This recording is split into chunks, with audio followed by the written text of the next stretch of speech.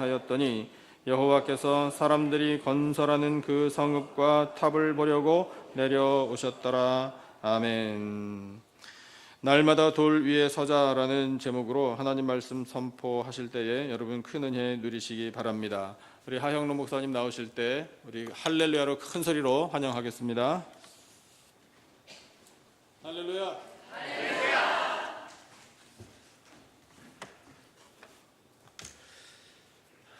계속해서 우리 오늘 저녁부터 주 안에서 행복한 시간 되기를 기원합니다. 축복을 많이 받고 또 가지고 있는 어려움도 다 내놓을 수 있는 3일이 되기를 또 기원합니다.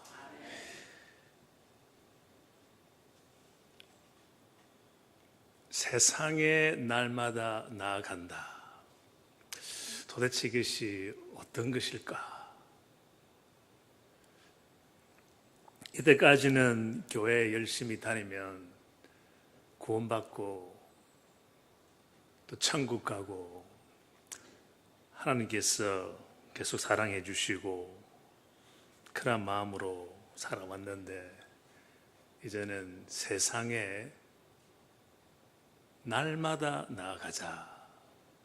도대체 이 제목을 가지고 그림을 그리면 어떻게 여러분 그림을 그리겠습니까?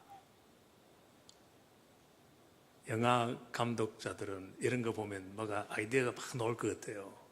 어떻게 해서 영화를 만들어내지 않습니까? 오늘 여러분도 감독이 되어서 영화를 만드는 그러한 창조적으로 한 시간 보냈으면 좋겠습니다. 그림을 한번 그려볼까요? 외야로 어느 꼬마 소녀가 주일학교 갔다 집에 왔습니다.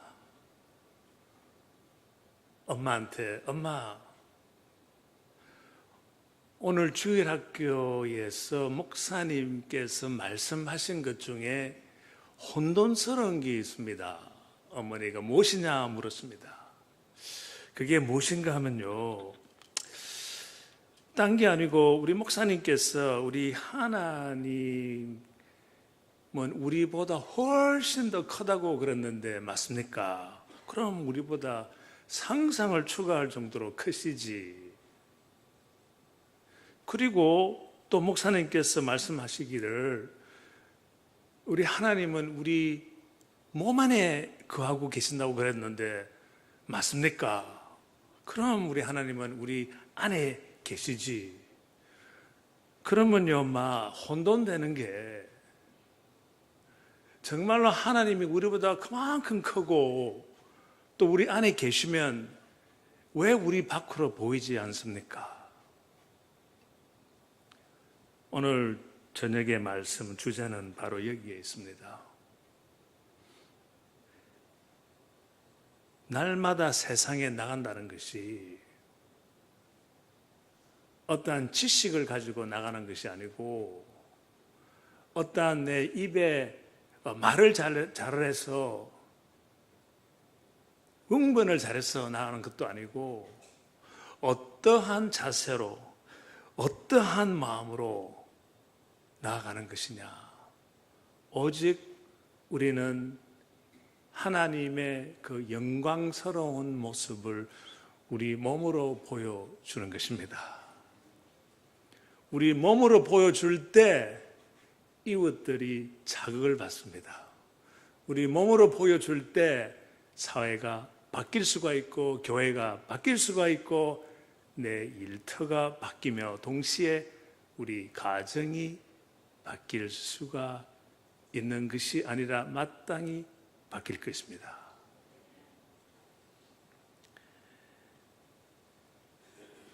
오늘은 참으로 그 행복이라는 것은 이러한 하나님의 우리 몸에 살아계신다는 걸 볼 수 있는 것이 행복이 있습니다. 또 이것을 받는 사람도 행복한 것입니다. 승리는 뭐냐? 성공은 무엇이냐? 저는 성공의 단어를 쓰지 않습니다. 왜냐하면 성공은요, 세상에 기독교하고 관계가 없는 데 관심이 더 많기 때문에 많은 사람들이 성공하면 그저 돈으로 아니면 명예로 이렇게 생각을 많이 하고 또 자기 이름이 얼만큼 올라가느냐에 많이 관심을 가지고 얼만큼 유명해지느냐에 관심이 많은 것이 저는 성공이 아닌가로 생각합니다. 그러나 똑같은 것을 가지되 더욱더 우리 몸에서 하나님이 보일 수 있는 그러한 성공은 저는 승리라는 단어를 쓰고 싶습니다. 왜냐하면 성경에서는 성공보다는 승리의 단어가 더 많이 씁니다. 영어로는 victory라고 합니다. 승리의 길, 승리의 자세, 승리를 주는 길, 반석의 길이 도대체 어디에 있고 무엇이냐. 또 오늘 저녁에 창년대에서 아름다운 박력 있고 힘 있고 행복스러운 찬양 감사를 드립니다. 성경에 보면 이렇게 나왔죠. 주를 찬양하라. 참 많이 나옵니다. 그런데 참 재밌는 것은요, 재밌다고 그러면 좀 그렇고 좀 특이한 것은 영어에 보시면 조금 다르게 나와 있습니다. 어항세가 약간 다릅니다. 한국어에는 찬양하라 나와 있습니다. 영어에는 make music으로 나와 있습니다.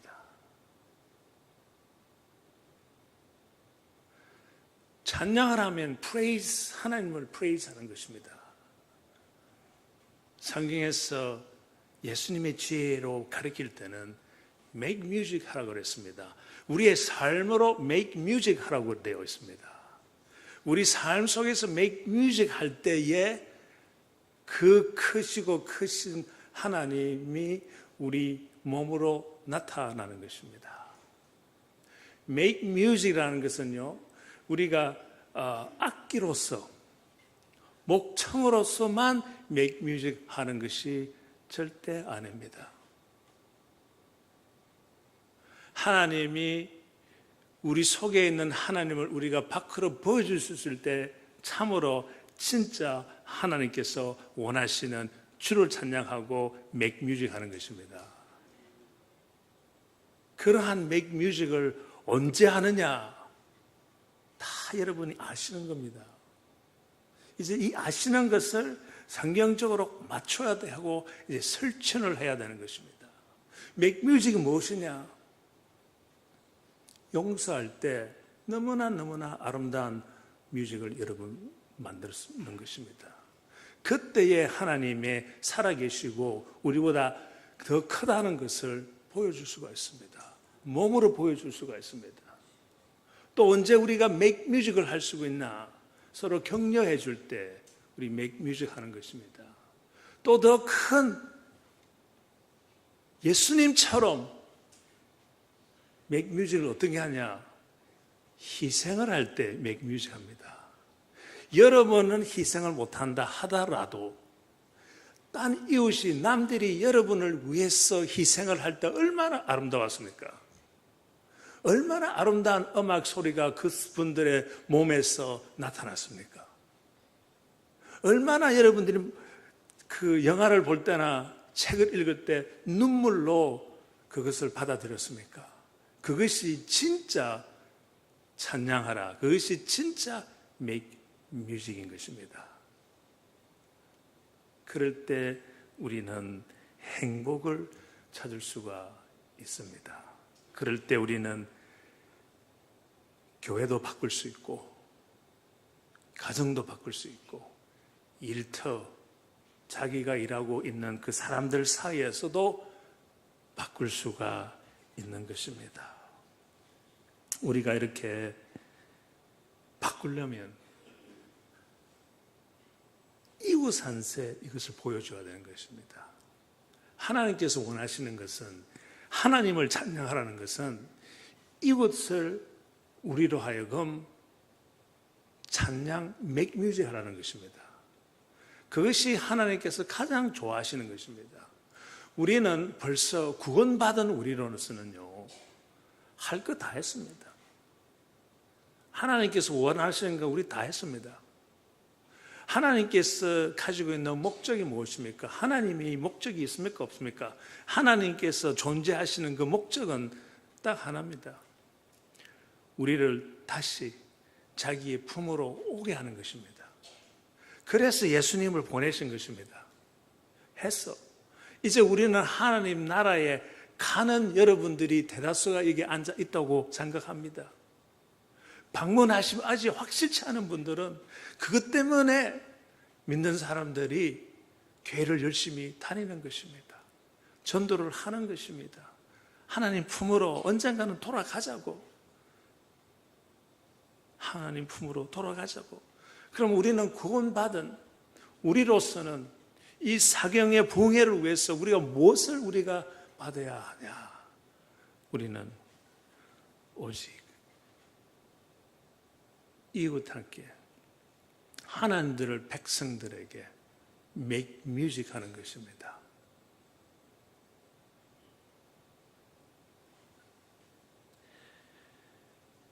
그런데 왜 우리 삶에는 원하는 것보다 원하지 않는 일들이 그렇게 많이 생깁니까? 나 그렇게 하고 싶어. 그렇게 살고 싶어. 그런데 왜 우리 삶 속에서는 원하지 않는 일들이 더 많이 생겼냐 이겁니다. 정말 그 승리의 깃발을 한번 날리고 싶은데 날릴 수 있는 그러한 일들은 안 생기고 절망과 아픔만 내 생애에 계속 일어난다. 나 믿는데 왜 이런 일들이 생기느냐? 내가 정말 하나님께서 찬양을 잘 못해서 그러냐? 왜 이런 일들이 많이 생기냐? 오늘의 주제는 왜 이런 일들이 우리 속에서 일어나서 우리 몸으로 하나님의 존재하심을 이웃한테 보여줄 수 없느냐에 대해서 나누고자 합니다. 여기 나이 드신 분들이 좀 많은 것 같은데 저보다는 젊겠지만은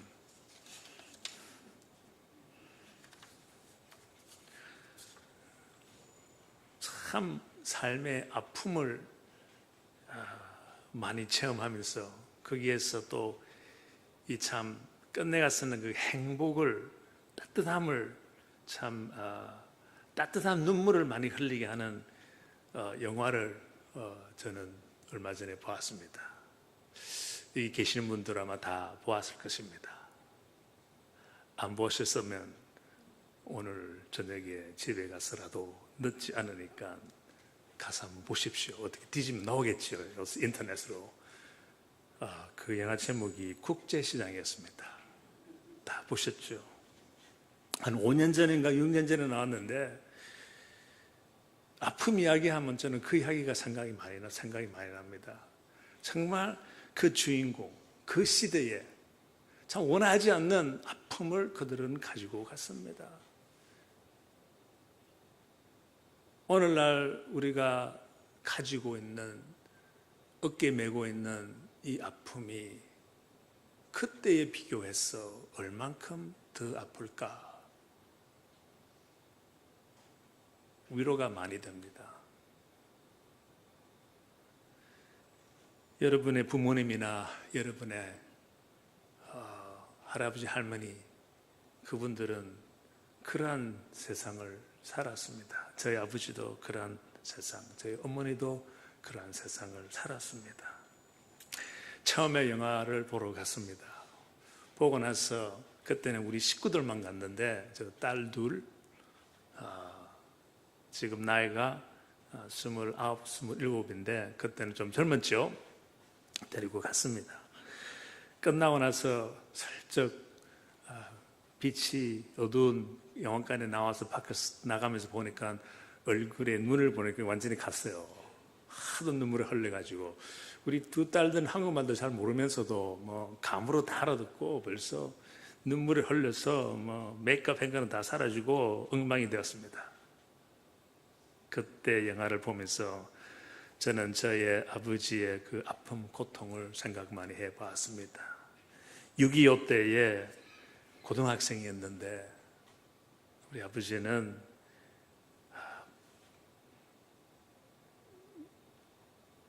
대구 근처 있는 그 밀양에서 좀 자라다가 거창에서 태어났지만 밀양에서 학교를 다니다가 그때 전쟁을 맛보게 되었습니다.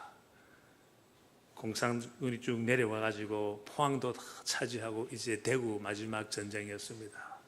이 전쟁 치면 부산으로 내려와 이제 한국은 공산당으로 넘어가는 이 시차에 학도병으로서 싸우겠다고 자진해서 나갔습니다. 다들 고등학생들 군인들이 와가지고 같이 싸우자 그러니까 다 도망가 버렸는데 산속으로 아버지는 남아서 자기가 자신해서 담대하게 싸우겠다. 그래서 산으로 들어가가지고 도망간 친구들 다 불러가지고 야 어쨌든 우리 지면 다 죽는데 일단 한번 싸워보자. 이기면 우리 살고 지면 죽는 거고 가자 해서 군대에 가서 그 어려운 전쟁을 싸우 아버지를 생각하면서 많이 울었습니다. 두 번째 갔습니다. 두 번째는 언제 갔는가 하면 우리 교회에 나이 드신 분들이 계시니까 그분들 한 5-6명 모시고 갔습니다. 그분들은 한국분인데 다 끝나고 나서 한번 살짝 얼굴을 쳐다보니까 또 완전히 갔어요. 눈물 하도 흘려가지고. 그래서 그분들한테는 어디에서 가장 감동적이었나 물어봤더니 자기네들은 그 여의도 광장에서 헤어진 가족 찾기 프로그램 누구 이 사람을 모르시나요? 이 프로그램을 보면서 어마어마하게 눈물을 흘렸답니다. 그러면서 저는 북한에서 배 타고 강원도로 아슬아슬하게 넘어오신 어머니의 이야기를 들은 적이 있으면서 많이 또 울었습니다. 그리고 세 번째 가봤습니다. 3번 이상 본 사람 있습니까? 이게? 저는 3번 가봤습니다. 이제는 이제 우리 개노는 미국 사람인데 이제 할아버지 몇 명이 계시는데 그분들 할아버지 2명인데 그 두 분 다 한국의 6.25 때 전쟁을 갔다 오신 분들이에요. 우리 같이 가자 그랬더니 따라와서 봤습니다. 보고 나서 또 얼굴을 쳐다봤더니 눈물을 많이는 안 흘리는 것 같은데 감동을 많이 받아서 이렇게 대답을 했습니다. 어떠냐 그랬더니 내가 이 나이에 얼마나 많은 영화를 보았겠느냐. 이거만큼 감동적이고 눈물 많이 흘려본 적 없다고 그럽니다. 안 흘린 것 같은데도. 그리고는 감탄을 하시는 게 내가 그 전쟁을 하고 부산에도 한번 내려가 봤는데 어째 그 부산 그 국제시장 그때 시절의 그림을 그대로 그렸는지 감탄을 하시더랍니다. 나는 언제 제일 많이 눈물을 흘렸는가 하면 영화가 거의 다 끝날 때쯤 돼서 이제는 그 행복한 시간이 왔습니다. 어려움은 다 지나가고 이제 행복한 시간이 왔습니다. 식구들, 손자들 다 모아놓고 노래를 부르면서 식사를 막 하고 있을 때 자기는 혼자 살짝 자기 방에 들어갑니다. 벽에 걸쳐있는 아버지의 사진을 보면서 이렇게 말합니다. 아버지 내 약속 잘 지키지에 낙순이도 찾았고 6.25 때 잊어버린 여동생도 찾고 이만하면 잘 살았지에 근데 예 진짜 힘들었습니다. 저 부산 사람이기 때문에 흉내 잘 냅니다. 그때에 정말 눈물이 확 쏟아졌습니다. 나의 힘든 것 생각하면서 내가 미국에 12살에 와서 참 없는 곳에서 14살 때부터 노동을 하면서 미국에서 자란 생각하면서, 그리고 부모님한테 대들은 거, 내가 그때 힘든 것은 부모님이 지난 건 아무것도 아니라는 것을 생각하면서 눈물 많이 흘리고, 또 마치 내가 한국 사람을 대표로 해서, 대한민국 국민들을 대표로 해서 우는 눈물인 것처럼 느꼈습니다. 이 이야기하는 것은 우리가 살다 보면 우리가 원하지 않는 것이 우리 삶에 더 많이 생깁니다. 좀 그런 것이 없으면 참 좋겠는데, 그런 것이 없으면 내가 정말 내 지금 가지고 있는 그 하나님, 내 속에 있는 하나님을 보여줄 수 있겠네, 이런 마음도, 이 가능성도 있다고 보는데, 하지만 우리 삶 속에서는 정말 아쉽게도 원하지 않는 일들이 원하는 것보다 더 많이 생깁니다. 아기가 태어나서 그때의 그 감사와 기쁨, 그 행복이 어느새 10년, 20년이 지나면 아픔과 슬픔과 걱정으로 돌아가고, 결혼의 행복과 기대감도 얼마 가지 못해 서로 간에 상처를 주고, 새로운 회사의 신입의 그 참 기대감도 어느새 실망으로 돌아가고, 새 친구들과의 그 아름다웠던 행복했던 우정도 배신으로 돌아가 버리고, 건강했던 우리의 몸도 참 애고 없이 불행은 찾아오고, 그 옛날에 뜨거웠던 하나님과의 첫사랑도 어느새 식어가고, 이것이 우리의 인생 같습니다. 이것 때문에 그 꼬마 소녀가 나 혼돈스러워, 왜 하나님이 우리보다 훨씬 더 크고 우리 몸에 거하시면 왜 우리 몸 밖으로 보여주지 않느냐, 이제 이해합니다. 미국 생활, 오늘도 식사를 하면서 몇 장로님들 미국에 30년 이상 계셨다고 하시는데, 저는 한 47년 정도 됐습니다. 참 미국의 그 옛날의 이민 생활 참 힘들었습니다. 저도 어려움이 많았습니다.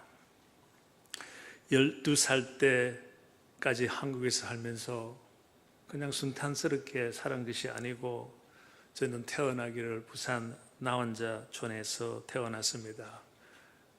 그 담대하고 자신해서 하겠다 하시는 우리 아버지 덕 때문에 신학교를 졸업하고 나서는 아무도 안 가겠다는 그 부산 용호동 나원자촌에 내가 가서 섬기겠노라, 갈 수 없어서 저는 거기에서 태어났습니다. 태어나는 건 좋은데 초등학교 다니기 전까지는 모르고 그냥 거기에서 살았는데, 초등학교 가려고 그러니까 저는 민간이기 때문에 그분들이 나 혼자 애들이 다니는 학교는 갈 수가 없으니까, 이제 제일 가까운, 그때는 국민학교로 그랬습니다. 국민학교를 가려면 걸어서 30분, 거기에서 버스를 타고 한 20분, 뭐 왔다 갔다 기다리는 거 합치면 1시간을 가고 왔다 갔다 하면 2시간입니다. 근데 이 초등학교에 가면 너무너무 힘들었어요. 친구가 없었습니다. 1학년 때는 뭐 모르고 그냥 애들 같이 놀더니, 가끔씩 이래 지나다 보고 나면 그들 친구 집에 놀러 초청을 받아 갑니다. 그러면 우리 한국 부모님들한테 꼭 이런 거 묻지 않습니까? 너 아버지 뭐 해? 우리 아버지 목회하십니다. 아, 그래? 어디? 그럼 내가 뭐 압니까? 저 부산 용호동 나원자촌에. 그 다음부터는 그 애들이 저하고 놀지를 않습니다. 부모님이 저 하형록이라는 애하고 놀지 말라고, 혹시나 모르니까. 그리고 그 걸어 다닐 때 조그만 마을에 있었는데, 그 마을에 있는 꼬마들이 우리 형아가 저하고 지나가면 문둥이 대장 지나간다면서 우리한테 돌을 던집니다. 그때 돌 던지는 것은, 그때는 문둥이는, 나 혼자는 인간 취급을 못 받았기 때문에 그때는 아스팔트가 없고 그냥 흙이 있는 도로입니다. 있는 돌, 조그마한 자갈이 아니라 눈에 보이는 아무런 돌을 준주고 우리한테 던졌어요. 그래서 피도 얼굴에 머리에 맞아서 많이 흘린 그러한 생활을 하다가 1969년도에 미국에 간다 해서 야 이제 해방됐다 하고 미국이라고 왔습니다. 아닌가 다를 미국 오니까 또 더 어려운 천대가 멸시가 기다리고 있더군요. 지금은 아니지만은 오래되신 분들은 아시겠지만은 1969년도는 인종차별이 심했습니다. 1년 전인 1968년에 마틴 루터 킹이 암살당할 때였습니다. 참 불안할 시절에 미국에 왔더니 인종차별 때문에 고생을 좀 많이 했습니다. 부유한 가정에서 태어나지 못해서 저는 14살 때부터 노동하고 청소부, 페인트 칠하고 풀 깎는 그런 일을 하면서 가정을 도왔어야만 했습니다. 그때 제 아버지는 미국에서 신학교 공부를 다 하시기 위해서 오셨기 때문에 요새 신학교 고신 분들은 그래도 뭐 일을 해가면서 어떻게 해 나가는데 그때는 도와주는 사람 한 명도 없었어. 아버지가 직접 노동하시면서 청소부로 있으면서 페인트 칠하면서 저는 아버지를 도왔습니다. 어머니는 옆집에 가서 설거지하였습니다.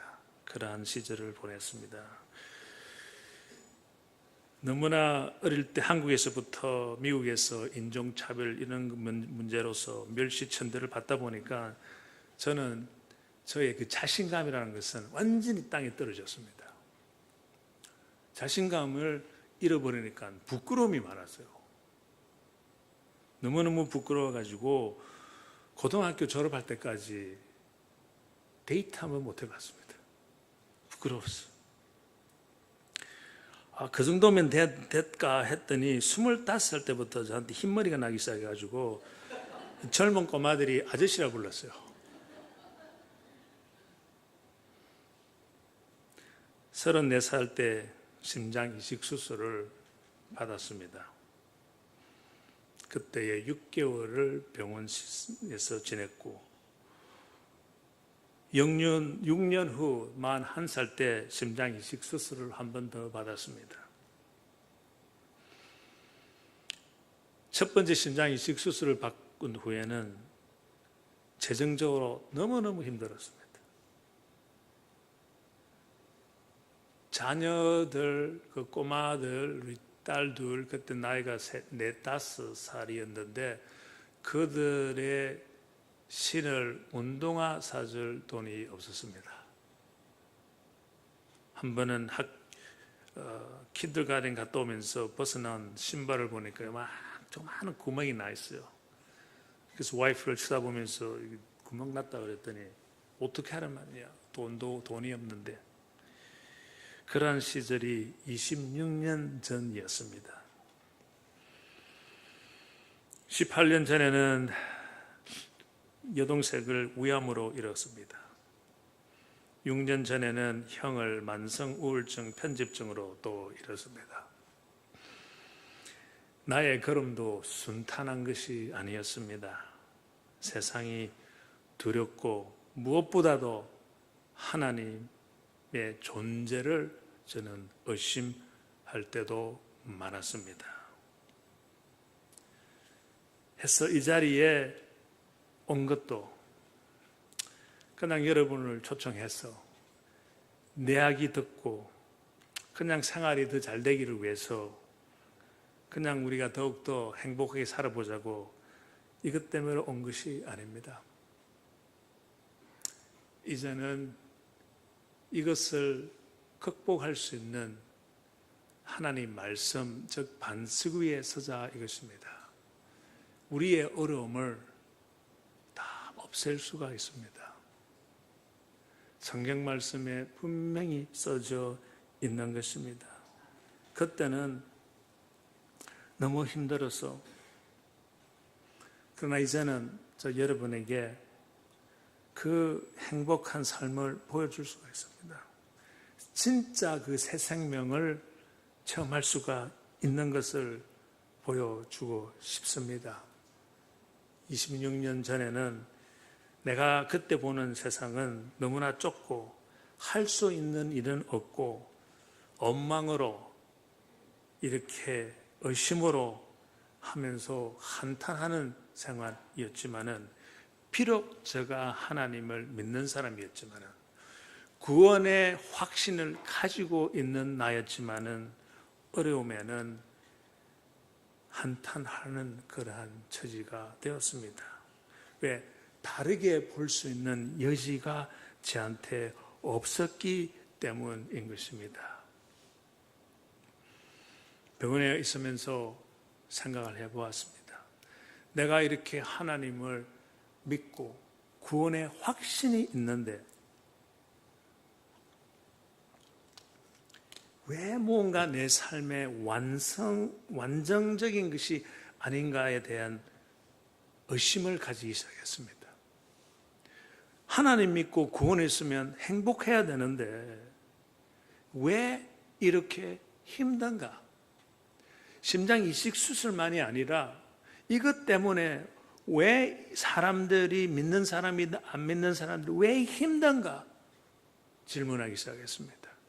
이것이 하나님께서 우리로 하여금 원하는 것은 확실히 아닌데 왜 우리 이렇게 힘들게 살고 있느냐?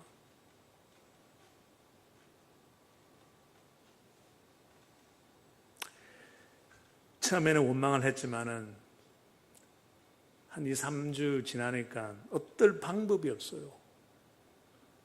세컨 오피니언도 받아봤습니다. 당신은 심장 이식 수술 안 하면 방법이 없네. 또 계속해서 하나님한테 이제 매달립니다. 하나님, 이적을 하십시오. 그 신약에 잘하시는 예수님의 전문인 이적을 한번 해보십시오. 해서 이적을 행하면 내가 밖에 나가서 살아나서 나가면 그 간증을 할 수 있습니다. 이러한 생각을 했습니다.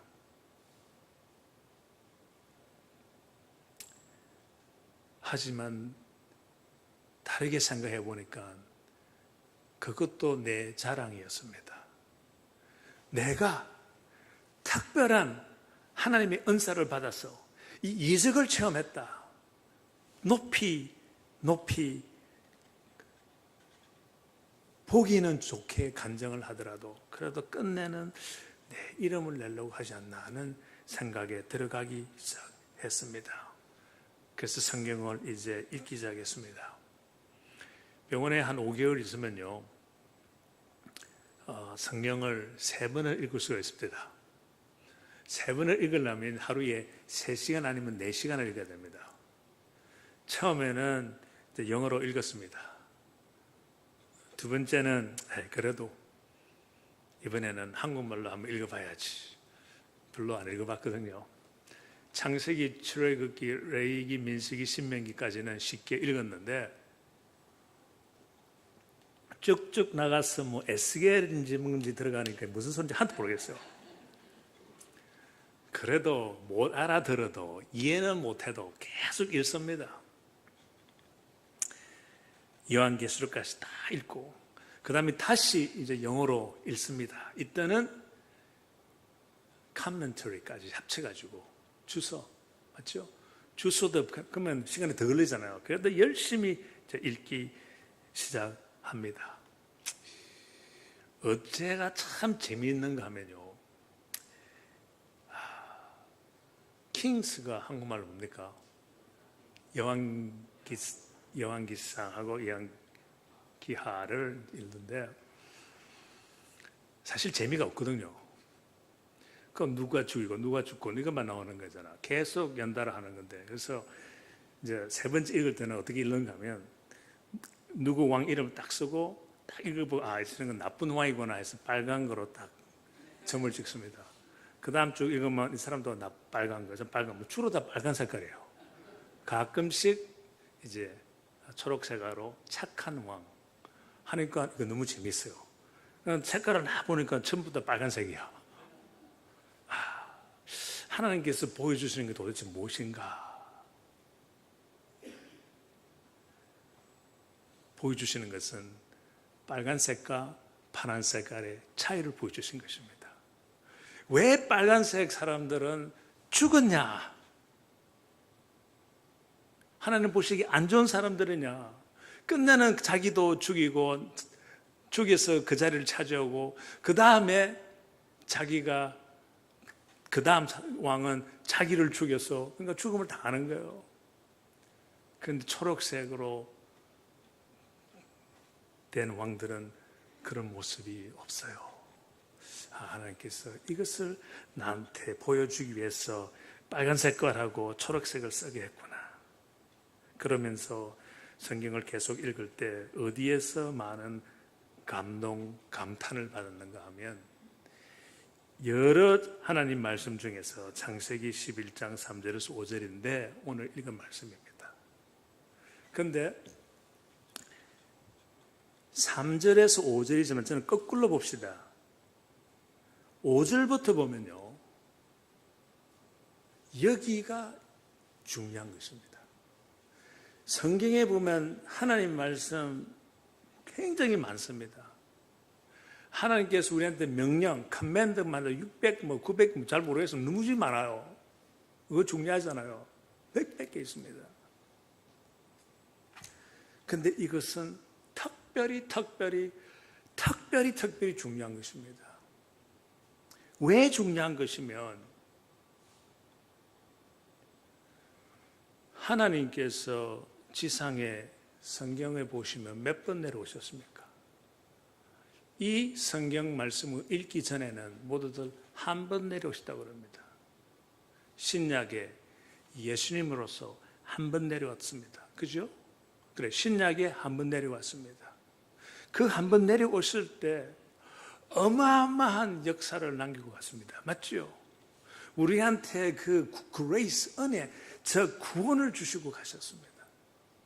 역사를 바꾸고 우리의 구원을, 우리를 새 생명을 주시는 그 어마어마하고 엄청난 일을 하시고 가셨습니다. 그런데 성경을 오늘 말씀을 보셨겠지만은 구약에도 하나님께서 내려오셨습니다. 내가 만든 말이 아니고 5절에 보면 여호와께서 사람들이 쌓고 있는 성을 탑을 보시려고 직접 내려오셨다고 되어 있습니다. 나 이거 봤을 때 그러면 직접 무엇을 보러 왔냐 이거야. 무엇을 보러. 우리한테 뭐가 그렇게 중요하기 때문에 내려오셨나 이것입니다. 이것을 생각하셔야 됩니다. 예수님께서 내려오셨을 때는 그 어마어마한 것 때문에 내려오셨습니다. 그래서 지금 여러분들에게 다 모여 있습니다. 그래서 확실한 것은 그 구원의 확신을 지금 가지고 있는 것입니다. 그러면 여호와께서 하나님께서 구약에 내려오실 때 이 바벨탑의 세상에 내려오실 때는 어떠한 말씀을 주시려고 내려와서 그 어마어마한 거 무엇을 주시려고 내려오셨나 이것을 생각해 보자 이것입니다.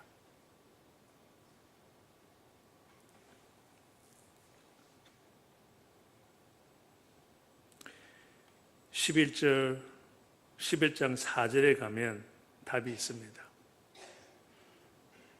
그들이 또 서로 말했습니다. 자, 우리의 성을 세우자. 우리가 꼭대기가 하늘까지 닿는 탑을 쌓자. 그래서 우리 이름을 널리 알리고 되어 있습니다. 우리 이름을 널리 알리고.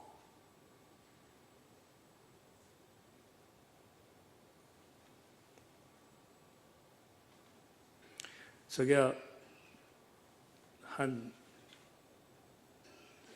10년 전에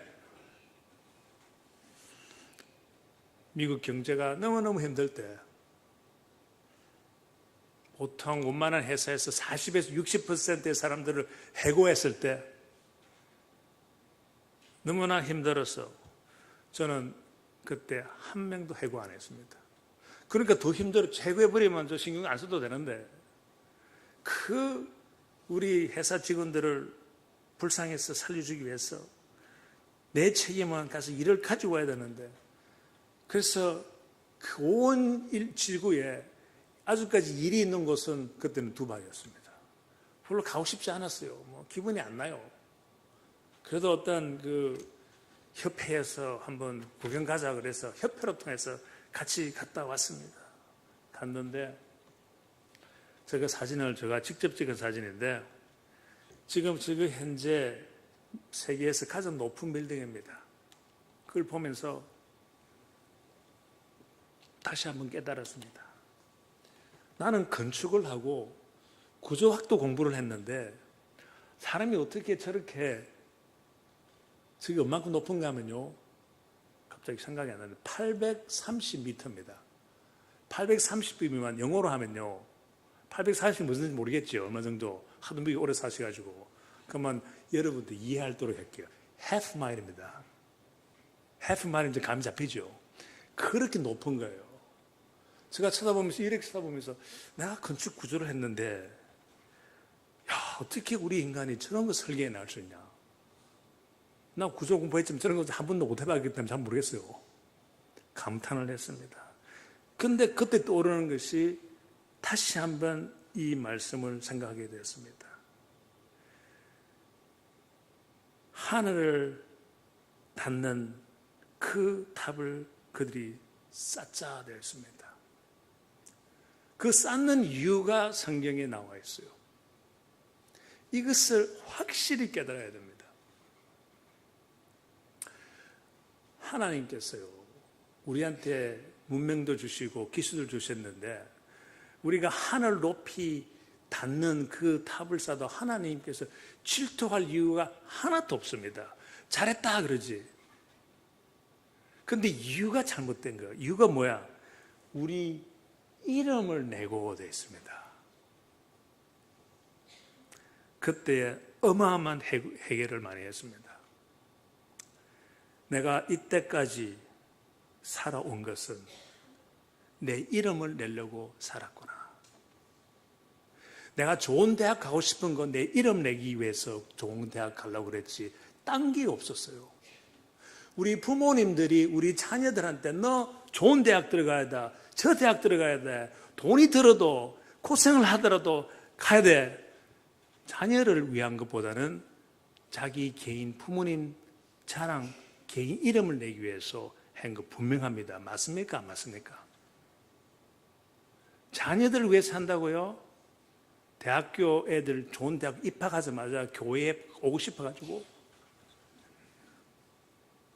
빨리 와서 자랑하고 싶어서, 우리 아들 합격해서 자랑하고 싶어서, 내 이름을 내기 위해서, 회사에 들어가도 좋은 회사 가는 것도 내 이름을 내기 위해서 하나님께서 예수님을 보내셔서 그 어마어마한 역사의 그 일을 만들어내시고, 구약에서는 하나님께서 직접 내려와 가지고 이 친구들아, 인간들아, 나는 너를 그렇게 만들지 않았는데 어째서 너는 나를 버리고 너 이름을 내려고 그러냐. 창세기 보시면요, 성경을 읽으면 창세기 때 하나님께서 우리를 창조를 하시고 나서 그 무화과 나무 먹지 마라 그랬죠. 과일을 따먹지 마라 그랬죠. 근데 많은 사람들 성경 공부하면요, 아람 때문에 말이야, 이브 때문에 우리가 이 고생하고 있네. 내 같았으면 안 했을 텐데. 말은 되지. 여러분, 저 자신부터 내 이름을 내려고 일하는 우리들, 그 하나님께서 먹지 말라는 과일 따먹는 거하고 똑같습니다. 맞습니까? 맞습니까?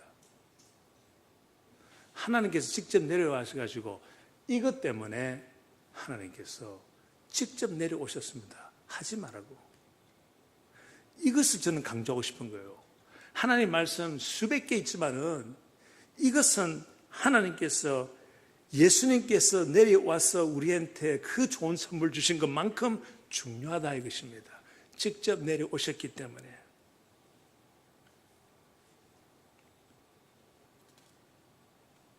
그러면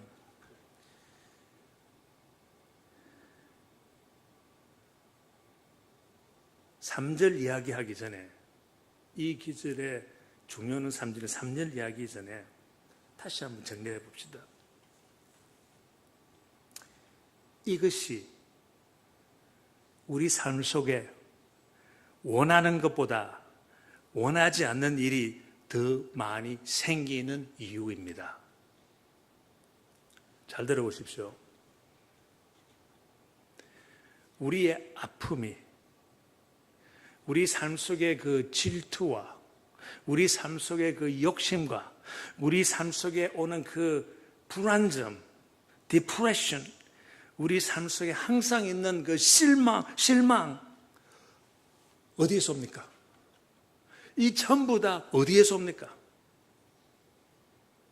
99% 아니면 100% 어디에서 옵니까? 우리 이름을 내려고 할 때 잘 안 될 때 옵니다. 우리 내 이름을 내려고 그러는데 이게 잘 안 되는 거야. 그러니까 아픔이 생기고 질투가 생기고 욕심이 생기고 불안점이 생긴 거예요.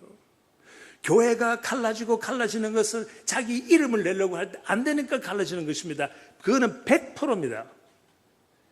50%도 아닙니다. 100%입니다. 하나님께서 가장 싫어하는 것입니다. 내 이름을 내는 거. 이것은요, 성도만들이 아니고 장로만들이 아니고 집사도 목사님도 마찬가지입니다. 목사들이 이름 내려고 그러고 장로들이 이름 내려고 그러고 성도님들이 이름 내려고 그러고 할 때에 어려움이 오는 것입니다. 우리 가정도 마찬가지고 부부 사이도 똑같습니다. 회사에서도 마찬가지입니다. 우리의 그 아픔과 질투와 욕심과 불안과 실망이 다 우리한테 사라지면 행복하죠. 당연히 행복하죠.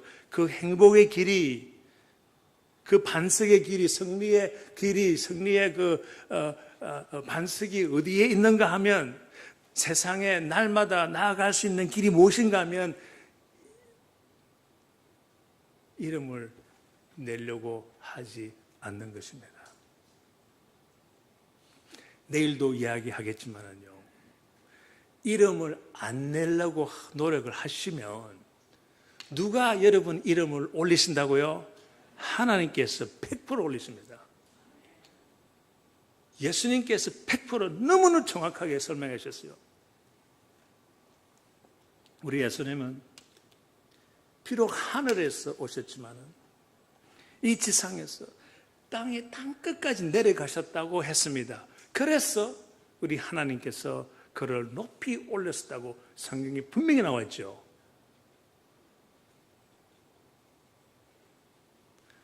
그러면서 병원에 있을 때 내가 정말 나 이거 아픔도 싫고 질투도 싫고 욕심 불안도 다 싫은데 내가 이거 어떻게 하면 내 이름을 내지 않는 삶이 가능할까?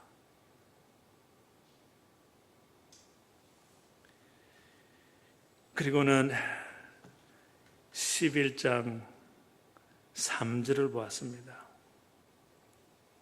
봅시다. 그들이 말하되, 자, 벽돌을 만들어 단단하게 굽자.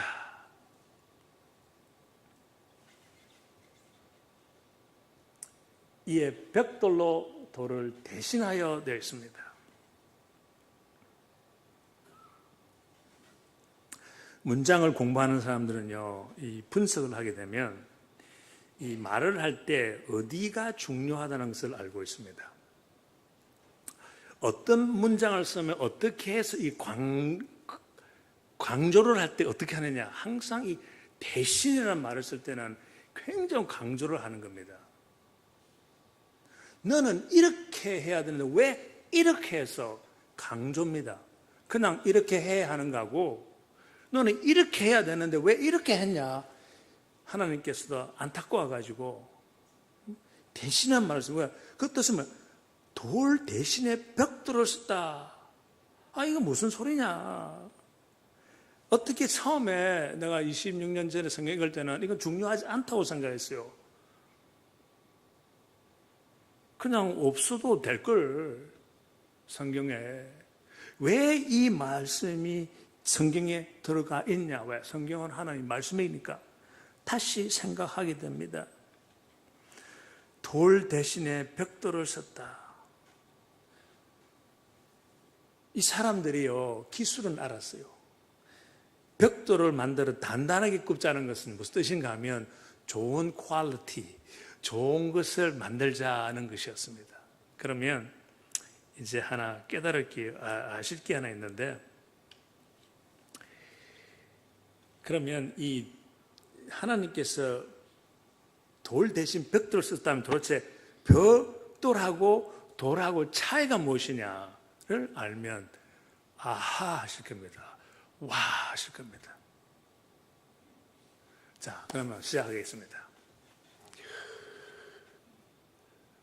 벽돌은 누가 만들었습니까? 사람이 만들었습니다. 돌은 누가 만들었습니까? 하나님께서 직접 만드셨습니다. 그 다음 중요한 거, 벽돌은 몇 년 지탱할 수 있겠습니까? 그거는 건축가가 아닌 이상은 잘 모르실 겁니다. 벽돌은요, 아무리 잘 구워도 500년을 지탱을 못합니다. 벽돌을 구우셔가지고 500년 동안은 그걸 지탱할 수 있어요. 500년부터는 그 힘이 내려가기 시작합니다.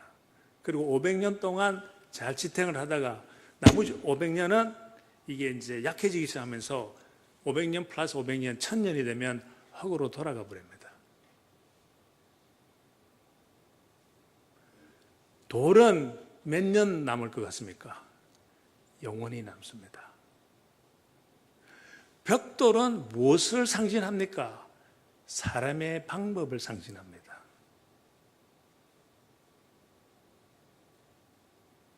돌은 무엇을 상징합니까? 하나님의 말씀을 상징합니다. 이거 제가 하는 분석이 아닙니다. 성경에 있는 문장, 단어는요, 그냥 우리가 뭐 연애 편지 쓸 때 그 좀 아름다운 단어 쓰는 거하고는 차이가 틀립니다. 우리는 뭐 좋은 편지 쓰기 위해서 거기에 맞는 단어, 문장을 싹 빌려 쓰긴 하지만은 하나님께서 말씀을 전할 때는요, 그 단어 하나하나에 깊은 뜻이 있습니다. 신약에 마치 하나님께서 그 은혜, 그레이스에 대해서 설명하기 위해서 우리 인간들이 이해를 못하니까 뭐를 썼습니까? parables 썼습니다. parable 한국말 뭡니까? 비유를 썼습니다. 바로 이야기해도 못 알아들으니까. 왜 비유를 썼냐? 옛날 주이시 사람들은 비유를 이해를 잘했기 때문에 우리보다 훨씬 더 잘했다고요. 그 옛날 때는 비유를 주로 많이 썼다고 합니다.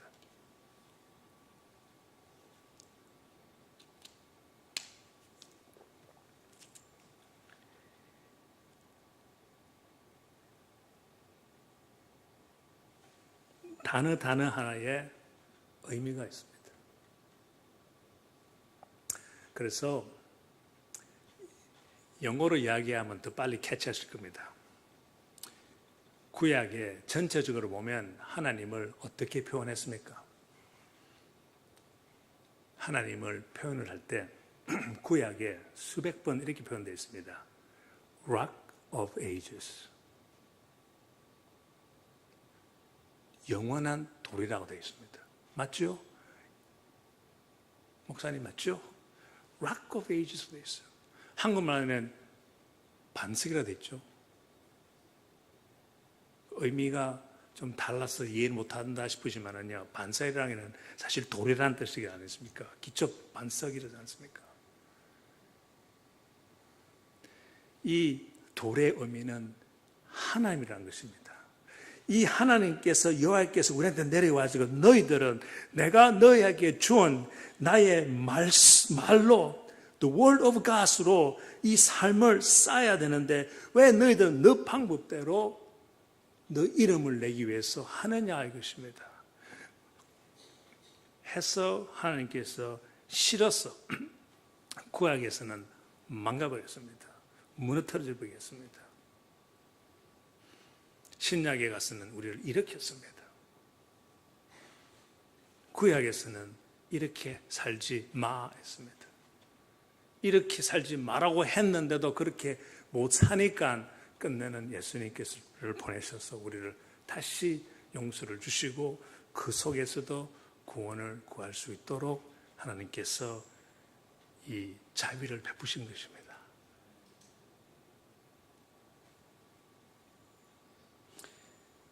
우리의 아픔과 질투와 욕심, 불안정, 실망,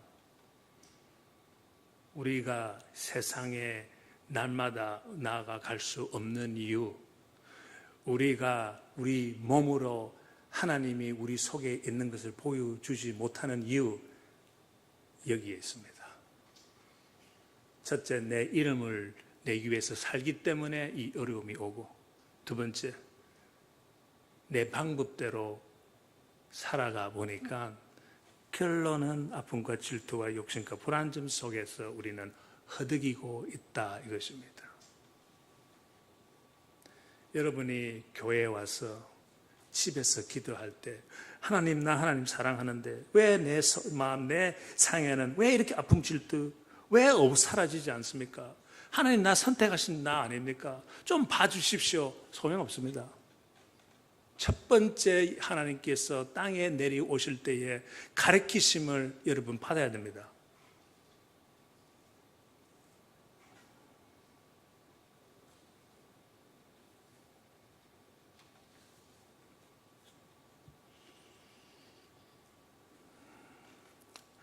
우리에게 오는 아픔은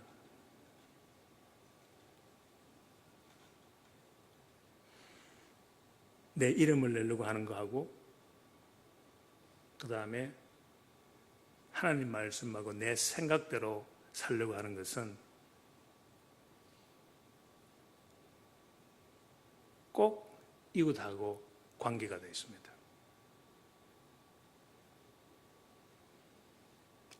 이 세상에 지금 여러분이 혼자 산다 칩시다. 이 모든 것 다 없어집니다. 혼자 지금 산다고 칩시다. 지금 현재 여러분이 겪고 있는 어려움과 아픔과 실망과 전부 다 없어집니다. 약도 필요 없습니다. 이웃이 있기 때문에 이런 어려움이 있는 거예요. 왜 있냐? 그 이웃들과 그 사이에서 내 방식대로 내 이름을 내려고 하니까 이 어려움이 있는 것입니다. 그래서 성경은 너무너무나 멋있습니다. 그 말씀을 우리에게 주시고는 이 성경 전체를 단 한 문장으로 표현하면 어떻게 표현하냐 성경에서 가르쳐 줍니다. 여기 있는 여러분들 모두 내가 질문할 때 문장이 아니고 한 단어로서 이것을 표현하라 그러면 많은 분들 자신 있게 대답합니다. 이 성경은 무엇입니까? 한 단어라 그러면 어떤 분은 하나님의 약속, 또 하나님의 사랑, 또 예수님, 순종 다 맞아요. 그 하나가 더 낫다고도 할 수가 없습니다. 다 맞아요. 하나님은 사랑이기 때문에 예수님을 보낸 것처럼 사랑도 중요한 겁니다. 예수님도 중요한 것이고 그 모든 것이 왜 이루어졌습니까? 하나님의 약속, 그 약속도 중요한 것이고 예수님께서 이 하나님의 말씀에 100% 순종했기 때문에 우리가 구원을 받는 것, 그레이스 은혜가 있는 것처럼 다 중요한 것이에요. 그런데 자신이 만만한 여러분에게 이 성경을 한 문장으로 한번 풀어봐라. 한 문장으로 글씨를 한번 써라. 그러면 뭐더라? 어떻게 이걸 표현한? 이 많은 것을 어떻게 표현해야 되냐? 표현하기 힘든 분들이 많을 것입니다. 그런데 신약에 보면 우리가 표현을 잘 못할 줄 벌써 아시고 성경에 보면 이 모든 율법과 선지자의 모든 법을 한마디로 정리를 하자면 이것이라고 6번인가 7번 나옵니다. 뭐라고 되어 있습니까? 너 이웃을 어떻게? 너 몸과 같이 사랑하라 되어 있습니다. 그런데 나는 이것을요 좀 시시하게 봤습니다. 옛날에는 이것을 그냥 이웃을 사랑하라고는 저는 들었어요.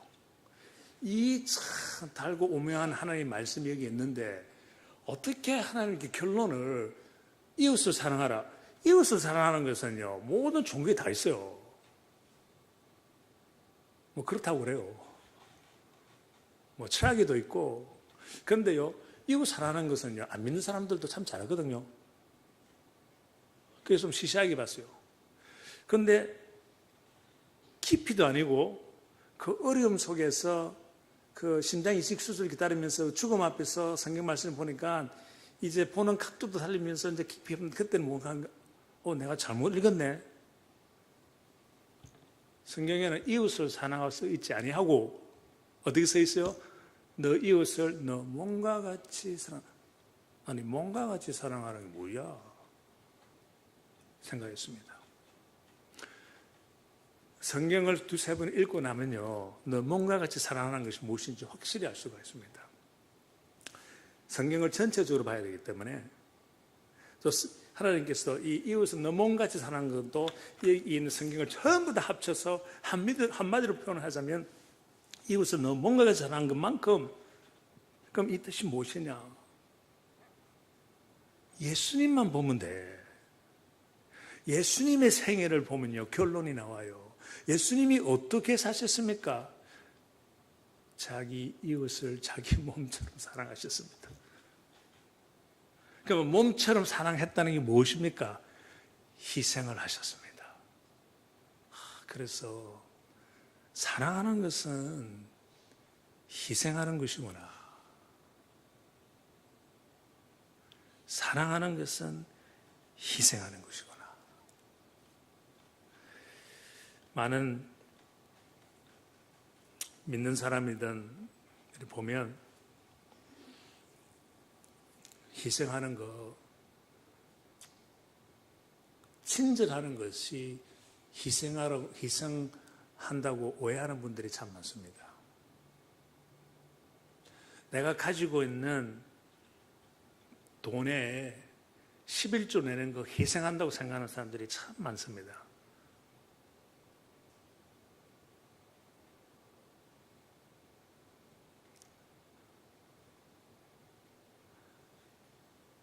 시간이 없는데 저 친구 좀 도와준 거 희생한다고 내 시간 희생했다고 생각하는 사람이 참 많습니다.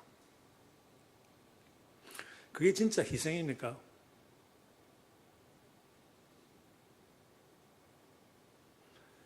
영화를 보면서 책을 읽으면서 어떤 사람이 시간이 좀 없지만은 저 어린 애를 좀 도와주기 위해서 아픈 사람을 도와주기 위해서 그를 데리고 병원에 왔다 갔다 눈물 납니까? 눈물 안 납니까? 뭐 누구나 할 수 있는 거네. 그거는요 희생이 아닙니다. 그거는 그냥 친절한 것입니다. 그거는요 안 믿는 사람들 사실 더 잘합니다. 왜 그 사람들이 더 잘하는가 하면 그 사람들은 하나님을 믿지 않기 때문에 어딘가를 믿기를 원해요. 자기네들 인정은 아니지만 어딘가 이렇게 이 몸이 가야 돼. 무슨 말인지 알겠습니까? 그러니까 그 사람들은요 이 자기가 할 수 있는 일이 앞에 생기면 잘해요. 우리는요 친절을 사실 잘 못해. 왜? 우리는 하나님이 있기 때문에. 난 하나님한테 예배드리고 찬송 부르고 교회 다니는데 이러한 자부심이 있어요. 회사 일을 해보면요 안타까운 이야기인데 다는 그렇다는 것은 아니고 이 믿음 회사 큰 회사를 다녀보신 분들은 아마 잘 아실 겁니다.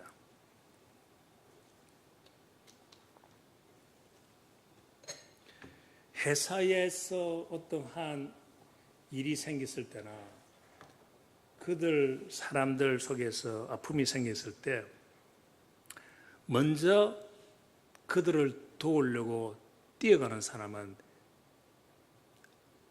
안 믿는 사람들이 많습니다. 맞지요? 맞습니다. 믿는 사람들은 뭐 하는가 하면 눈치만 보고 있어요. 분위기만 보고 있습니다. 물론 다 그렇다는 건 아니지만은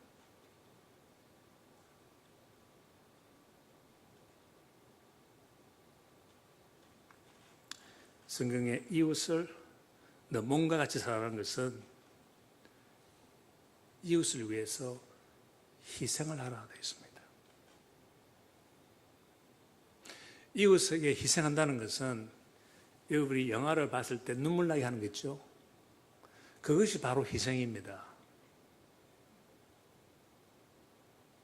여러분의 감동을 주는 것이 희생하는 것입니다. 어떤 일들이 여러분의 눈물을 줍니까? 희생의 눈물을 줍니까? 용서하기 힘든 사람 용서할 때 그 영화 장면을 보면 우리 모두 다 눈물 흘립니다.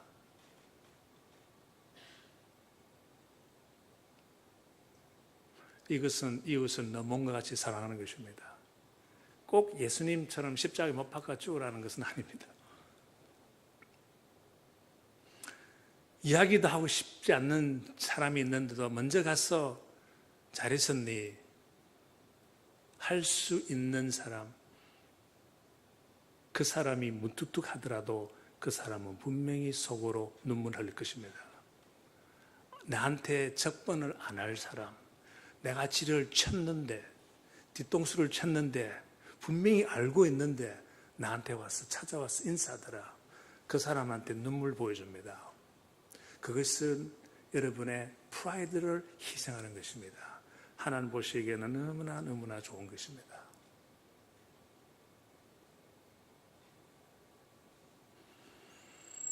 솔직히 사는 거,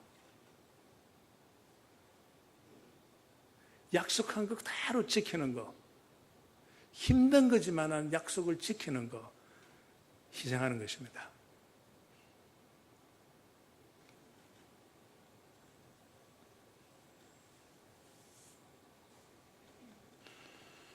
심장 이식 수술을 끝냈습니다.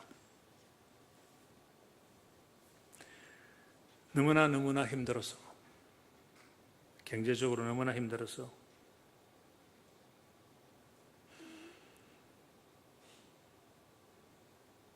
왜 힘들었는가 하면 심장 이식 수술 받을 때가 32살이었는데 저는 29살 때 바벨탑을 쌓았습니다. 내 수준에 맞는 바벨탑을 쌓았습니다. 10대는 어렵게 미국 생활을 했지만은 그때의 어려운 일을 하면서 어떠한 마음을 가졌는가 하면 나는 여기에서 일어나리라. 나는 여기에서 일어나서 이 인종차별이 심한 이 나라에서 동양 1호로서 성공하여서 보여주리라.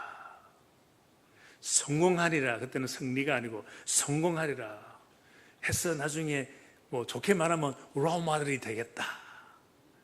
한인 사회에서 놀라게 해주겠다. 내 이름을 내기 위해서 그것을 나를 움직였습니다. 움직임이 나를 어떻게 만들었는가 하면 가는 곳마다 열심히 일했습니다. 순종했습니다. 보수하고 따지지 않았습니다. 시킨 것보다 요만큼 더 했습니다. 철저하게 했습니다. 그런데 이 나라가 좋은 거는요, 열심히 하면요, 인정을 해주더라고요. 그래서 29살에 제가 다니고 있는 건축설계회사, 미국에서 꽤 큰 회사인데 건축설계회사로서 한 300명 되면 꽤 큰 겁니다. 평균 건축설계회사가 보통 12명에서 10명, 15명이거든요. 그래서 제가 중력이 되었습니다. 중력은 뭔가 하면 그 회사의 주인이라는 것입니다. 주인이 그때 8명이 있었는데 그 중에 하나가 됐습니다. 프린시플, 주인이라는 것은, 중력이라는 것은 바이스 프레지던트보다 더 높습니다. 바이스 프레지던트는 임명받잖아. 회사 주인은 아니거든. 언제든지 해고할 수 있거든. 프린시플이라는 것은 그 회사의 주인이에요. 아무도 저 손을 못 대는 자리에 올라갔습니다. 그리고 32살 때 와장창 바벨탑이 무너지듯이 무너졌기 때문에 제가 이 말씀, 하나님의 창세기 11장 3절과 5절이 저한테 굉장히 마음에 들어온 것입니다. 그때만 해도 조금 더 이제 자랑보다는 이제 이야기를 하자면, 배경을 이야기하자면 어느 정도였는가 하면 29살 전에 벌써 저는 그 힘든 이런 속에서 자라면서 혼자서 부모님 일전도 안 받고 집을 7개나 가지고 있었습니다. BMW 몰고, 회사에는 중력이지. 그 다음에 내가 항상 원하던 비행기 운전사 파일럿 됐지. 스쿠버 다이브 라이선스 땄지. 뭐 자랑하려면 내 이름 내려면 얼마만큼 낼 수 있는 29살이었습니다.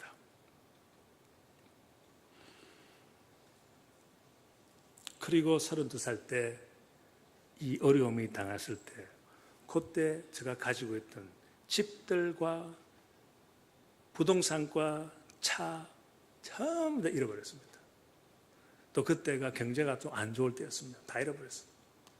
그래서 애들 운동화도 못 사줬지만은 또 더 참 힘든 것은, 그때 제가 가지고 있는 우리 회사에서 인슈런스가 $1 million 캡이었어요. 최고였어요. 그런데 병원에 있을 때 그걸 다 써버렸네. 나는 그 프라이빗 병원에 있었거든요. 주립이 아니고. 근데 그 인텐시브 케어 유닛에 들어가면 하루에 병실 반값만 해도, 호텔비만 해도 3,500불이었습니다.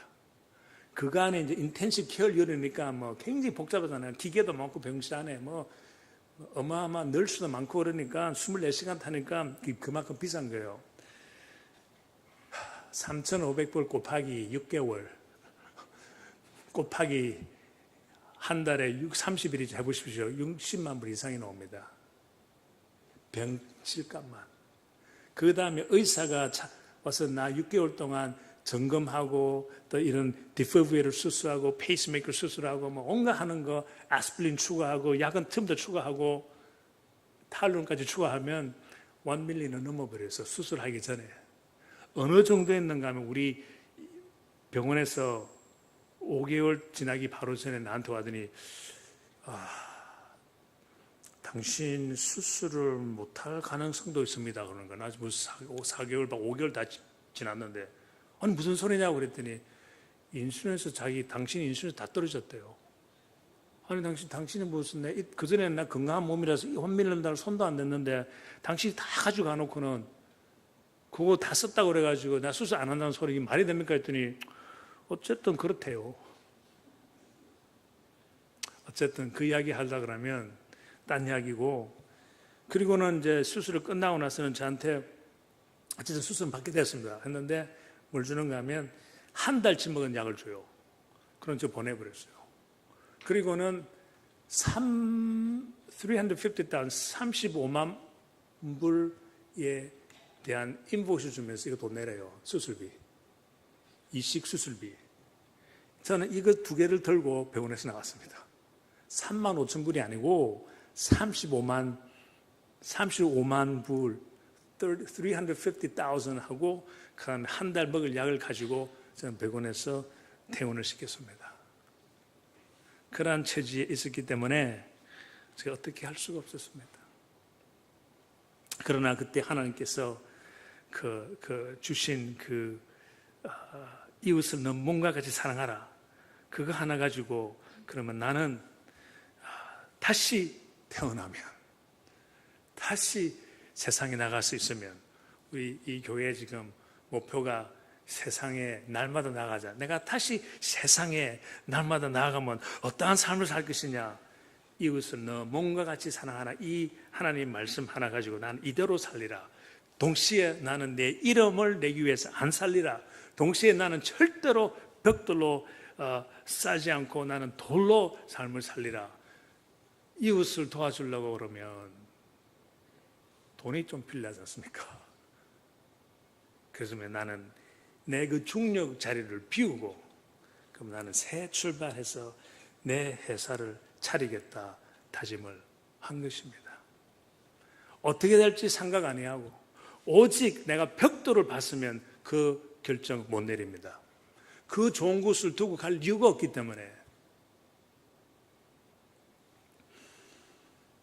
왜냐면요, 그때에 그 회사에 제가 중력인데 그 8명 중에서 제가 중력 됐을 때 21살 저 혼자고 내보다 그 다음 나이 많은 사람이 45살이었습니다. 그리고 나머지 전부 다 50대에서 몇 사람은 60대 초였어요. 10년 만에 있으면요 50대 이상 된 사람 다 은퇴하고 45사람은 내 한번 남아요. 그리고 그 다음으로 올라오는 사람들, 젊은 사람들 하면 그 회사 누구 거 됩니까? 저거 되는 거거든요. 벽돌로 계산하면 계산이 다 나와요. 그런데 하나님께서 보여주신 것은 하나님께서 직접 내려와셔서 내가 이때까지 지어놓은 바벨탑을 무너뜨렸습니다. 그러면 새 삶은 무엇이냐? 나 이렇게 살지 않겠다 하니까 이 하나님께서는요 내일을 꼭 보여주는 것이 아니라 그때 보여주는 것에 하나님 보시기에 좋으면 새로운 비전을 보여주시더라고요. 내가 어떤 사람이 내가 저기 가기라 생각도 못한 것을 지금 여기 있는 것을 순종할 때 하나님 보시기 좋으면 하나님이 나를 올려서 가게 하는 것이 우리 어마어마한 우리 하나님이십니다. 그런데 나는 그것도 모르고 그냥 성경에 있기 때문에 해서 이제 시작을 회사를 새 차례 하겠다. 그래서 참 초라하게 그 큰 회사에서 비스가 왔다 갔다 하고 막 그러는 데서 우리 집 차고에서 혼자서 시작할 때 참 처량했습니다. 하지만은 행복했습니다. 하지만은 저는 그때 승리했습니다. 왜? 너무나 마음에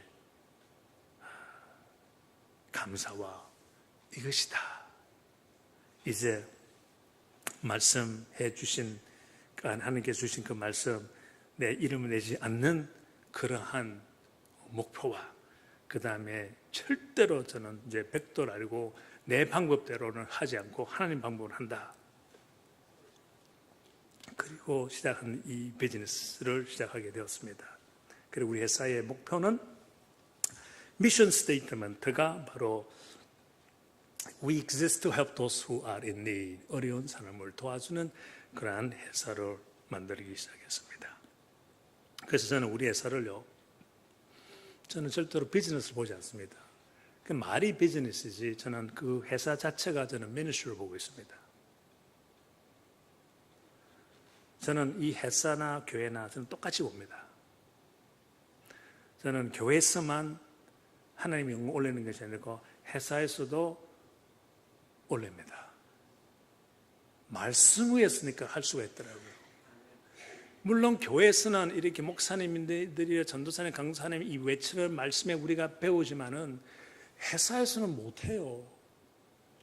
한국에 있는 회사는 아주까지는 할 수 있는데 미국에는 법적으로 못합니다. 종교에 대한 이 이상한 바람이 들어와가지고 못하게 돼 있어요. 그러면 우리가 뭐 해야 됩니까?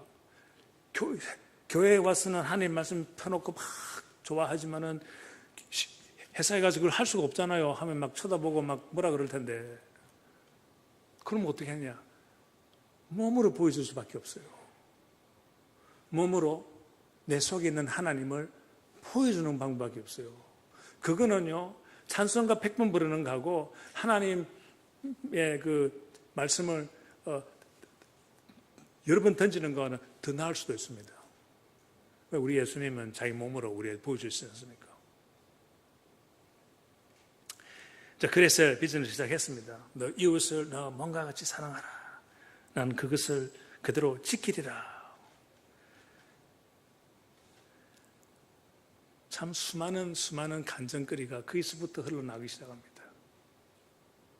책을 보신 분들은 아마 보았을 리도 있겠지만은 이 P30이라는 그 책 여러분이 많이 봤다고 지금 알고 있는데 그때부터 회사에서 일어난 간증이 모집되어 있는 것이 P30이라는 책이 있습니다. P31은 아시죠? 잠언 31장입니다. 왜? 우리는 잠언 31장이 우리의 반석이 되었습니다. 돌이 되었습니다. 회사에 무슨 MBA 코र्스를 택해가지고 거기서 가르치는 것을 하는 건 절대 아니고 성경에서 잠언 31장 그 현숙한 여인 그 wife of noble character의 그분이 가지고 있는 마음 자세 그분이 서 있는 반석 그 돌 도대체 그 속에서 우리가 한다 이것입니다. 거기는요 아시다시피 그 여인은 어떠한 자세였으며 어떻게 돈을 챙겼으며 어떻게 돈을 썼으며 새벽에 언제 일어났으며 옷은 어떤 차로 했으며 투자를 하든 어떻게 하고 그 사원들 자기 밑에 일하는 사람들을 어떻게 챙겨준지 쫙 다 나와 있어요. 저는 그것을 그대로 찍혔습니다. 그렇게 했더니 새로운 하나님께서 간증을 보여주면서 회사를 이끌어 주시는 것입니다. 이제 회사를 막 시작을 합니다. 시작을 막 하고 이제 하는데 저 미국 친구가 하나 있습니다. 데이브라는 친구, 부인 이름은 린다입니다. 한 번은 이제 병원 집에 있으니까 이제 방문을 왔어요. 근데 자기가 그 전에 올 때는 없더니 이번에 오니까 우리 집 앞에 간판을 붙이기를 for sale, 집 판다고 내놨어요. 그랬더니 친구가 놀라면서 왜 집은 왜 파냐? 그래서 지금 여러분한테 이야기한 것을 다 이야기해 줬어요. 난 지금 너무 힘들어서 이 약값을 먹어야 되는데 이건 이야기 안 해드렸죠. 약값을 먹어야 되는데 약을 한 달에 먹는 약값이 1,500불이다. 내 이 약을 평생 먹어야 되는데 가지고 다닌다. 1,500불인데 나 이 돈이 없다. 그래서 이제는 이 집을 팔아서 약값을 챙겨야 되겠다. 그랬습니다. 그때는 집 다 잃었고, 부동산은 다 잃었고, 뭐 BMW 당연히 다 잃었고, 모든 거 다 잃었어요. 내가 살고 있는 식구들이 살고 있는 집 하나만 남아 있는 거예요. 그 이야기를 듣더니 이 친구 부부가 1주, 2주 지나니까 저한테 돈을 보내줬는데 2만 불을 보내주었습니다. 2만 불이면 이 약값 한 1년을 먹는 겁니다. 그리고는 이 돈으로 약을 먹으라고. 이 2만 불이 어떤 돈인지 아십니까? 그들한테는 희생이었습니다. 왜 희생이었나? 친구이기 때문에 사정을 좀 압니다. 20대 말쯤 돼서 그들도 새 집을 샀어요. 근데 새 집을 산 경우 새 집을 샀는데 헌집이에요. 무슨 말인지 아시죠? 그래서 이제 한 번은 자기 집에 초청을 받아서 갔더니 공사를 많이 했어요. 멋있게. 그래서 야, 너 돈 좀 많이 들었겠네. 집값보다 더 들었겠다 했더니 씩 웃으면서 돈 많이 썼대요. 그래도 이제 우리는 이제 20대이기 때문에 새 출발하기 때문에 뭐 이 정도 마련을 했답니다. 새로 공사를 좀 멋있게 했다고 합니다. 그리고는 이제 2만 불밖에 안 남았대.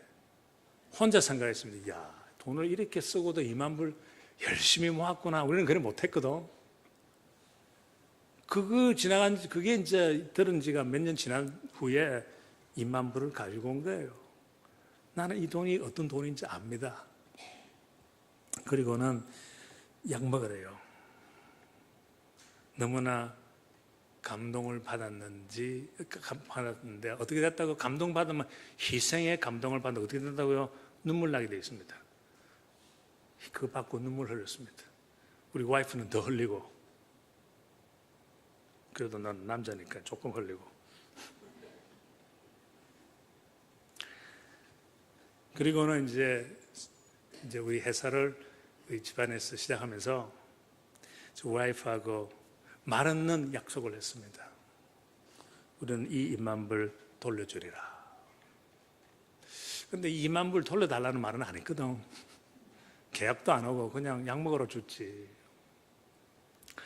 그래서 열심히 이제 해설을 했는데 한 1년 반 지나니까, 그때는 처음 시작하니까 큰 일도 없고 잔잔한 거 받아가지고 차고 시작하는데 뭐 큰 거 받을 수가 없잖아요.